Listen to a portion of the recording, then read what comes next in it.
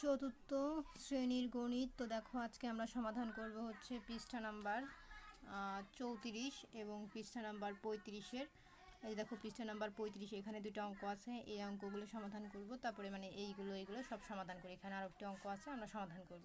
তো 34 আর 35 পৃষ্ঠা সমাধান করব। তো আগের ভিডিওতে 32 আর 33 দেখিয়েছি। তো চলো আমরা 34 35 সমাধান করি। তো অনেকদিন পর হাতে কলমে অঙ্ক করতেছি, সবাই চ্যানেলটি সাবস্ক্রাইব করো, কারণ সাবস্ক্রাইব করলে আমি ভিডিও আপলোড করলে তোমরা ইউটিউবে ঢুকলেই অটোমেটিক কিন্তু ভিডিওগুলো পেয়ে যাবা। তো চলো ভিডিওটি শুরু করি।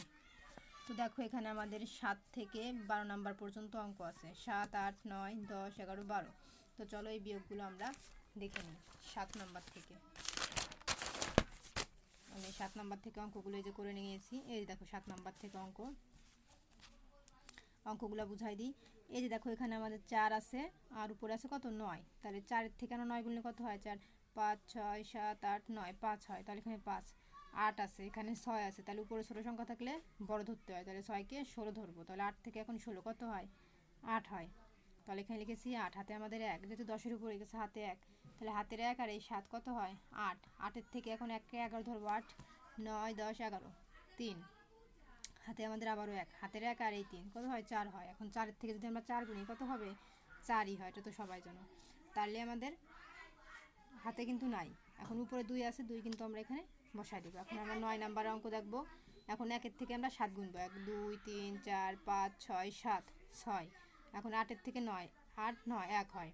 এখন 6-এর থেকে 11, 6, 7, 8, 9, 10, 11, 5 হয়। হাতে আমাদের 1, 7 আর হাতের 1, 8। 8-এর থেকে এখন 12, 8, 9, 10, 11, 12, 4 কর।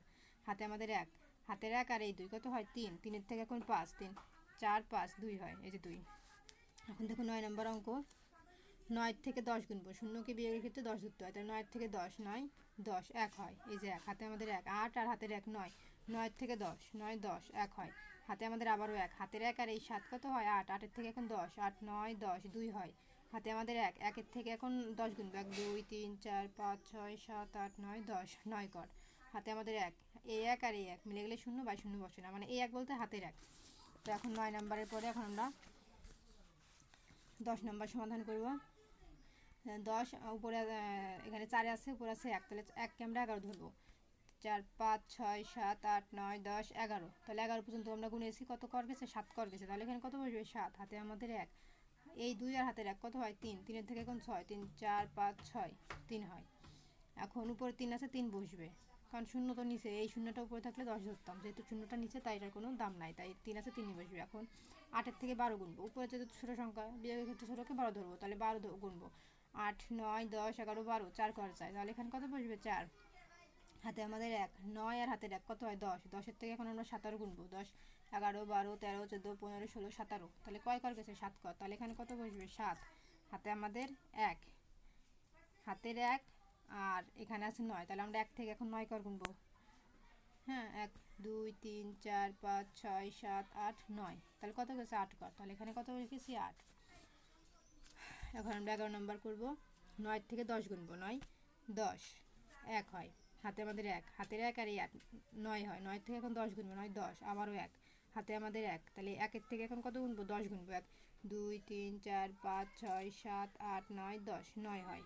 হাতে আমাদের আবারও 1, হাতে আমাদের আবারও 1। তাহলে এই যে এখান থেকে, তাহলে হাতের 1 থেকে এখন আমরা 10 গুনবো। 1, 2, 3, 4, 5, 6, 7, 8, 9, 10, আবারও 9 হয়। হাতে আমাদের আবারও 1। তাহলে এই 1 থেকে এখন 10 গুনবো, তাহলে 9 হয়। হাতে আমাদের আবারও 1। তাহলে 1 1 মিলে গেলে 0, বাই 0 বসে না। এখন দেখো আমরা 12 নম্বর করবো। এখানে 6 আছে, উপরে আছে 1। তাহলে আমরা 11 ধরবো। 6 থেকে 11 কত হয়? 7, 8, 9, 10, 11, 12, 13, সরি 6, 7, 8, 9, 10, 11, 5 কর যায়। তাহলে এখানে কত লিখেছি? 5।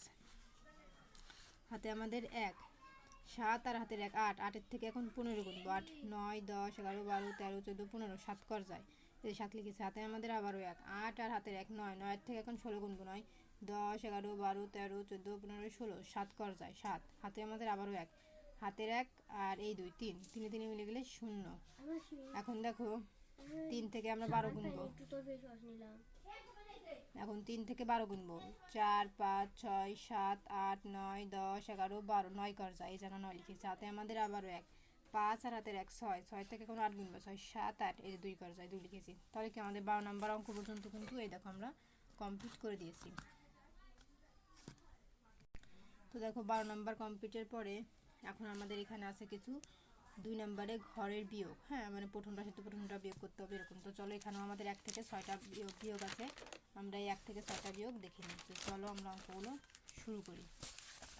এই যে দেখো আমাদের বিয়োগ 1 থেকে 6। তো এই অঙ্কগুলো কীভাবে করে আমি দেখাই দিই।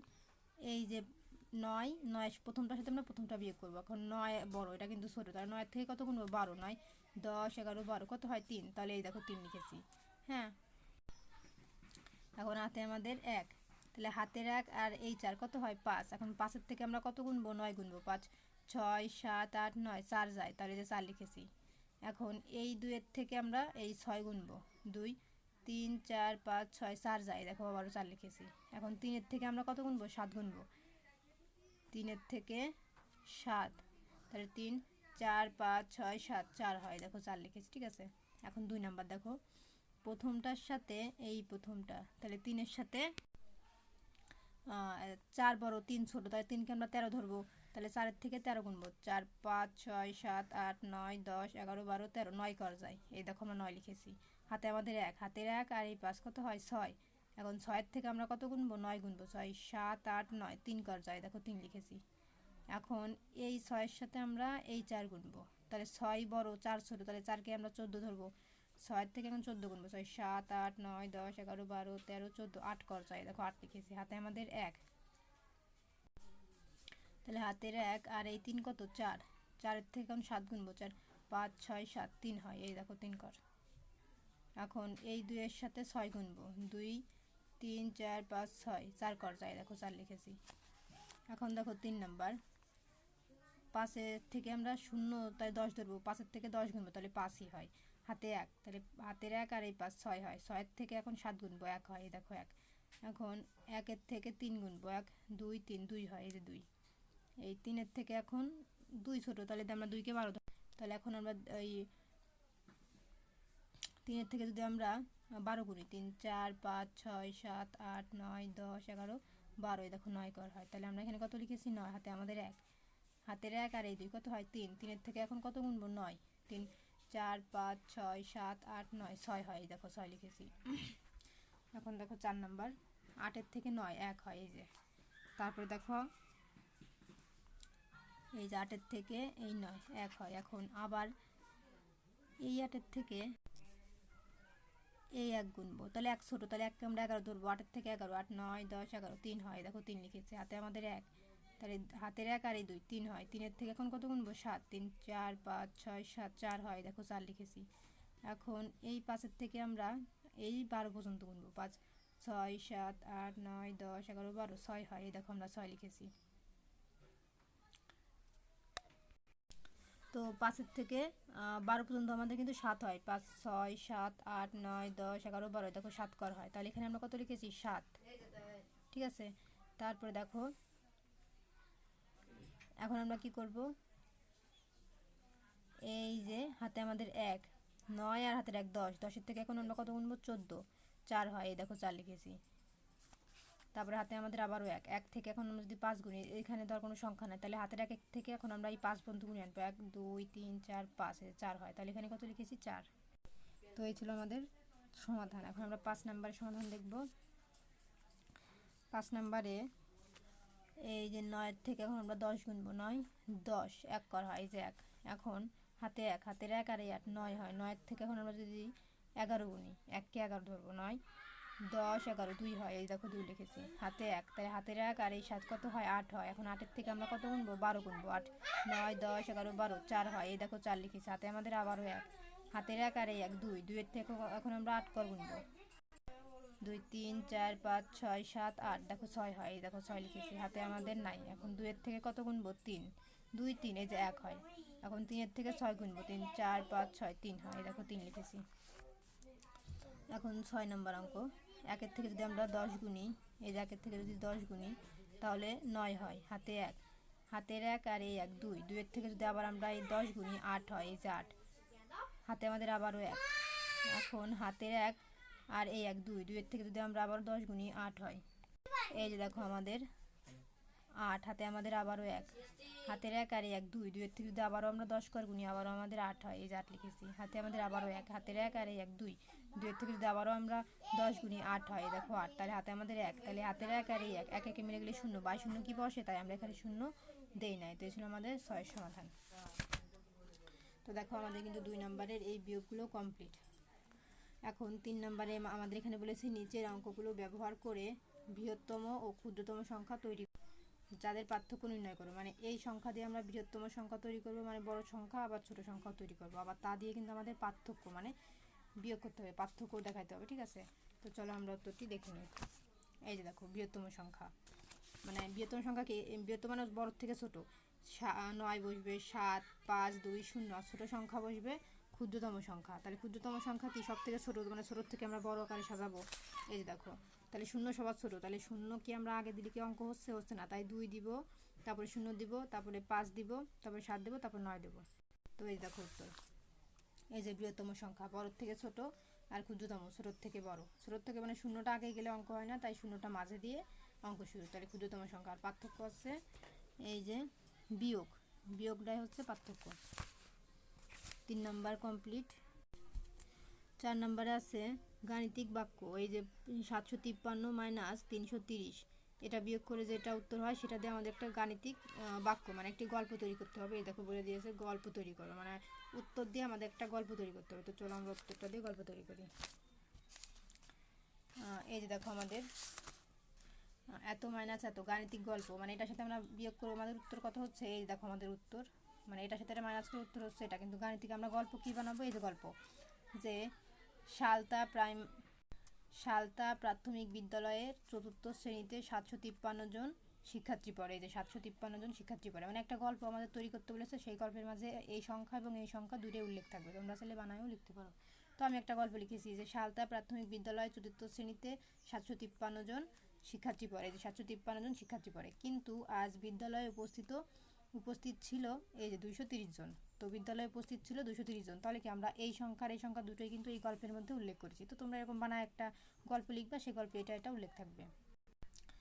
তারপরে অনুপস্থিত ছিল যতজন। এখন আমরা এটার সাথে যেটা মাইনাস করি, মানে এটার সাথে এটা মাইনাস করি, এই যে উপস্থিত, এটার সাথে এটা মাইনাস করলে হচ্ছে 523 জন বিদ্যালয়ে আসেনি। তাহলে আমাদের বিদ্যালয়ে আসেনি কয়জন, 523 জন। এটার সাথে এটা মাইনাস করে এতজন আসেনি।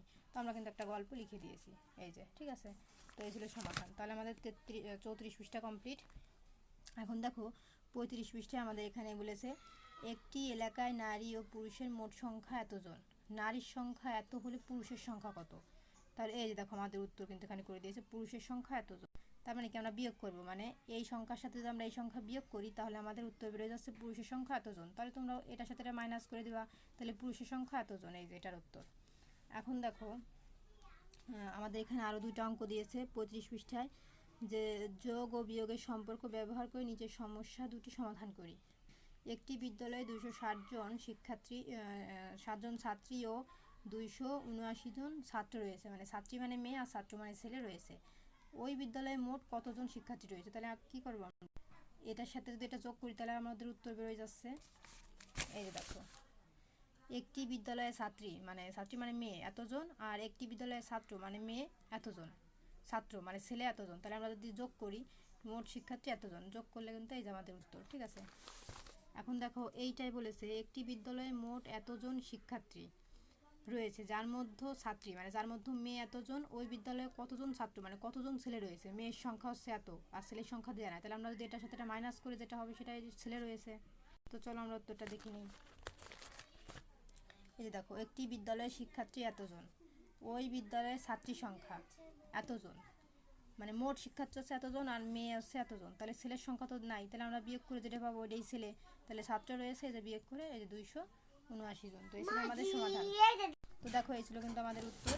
তো আমাদের উত্তর কিন্তু কমপ্লিট 35 পৃষ্ঠা। তো আজকের মতন এই পর্যন্তই। পরবর্তীতে 36 আর 37 পৃষ্ঠার ভিডিও দেখার জন্য অবশ্যই সাবস্ক্রাইব মাই চ্যানেল।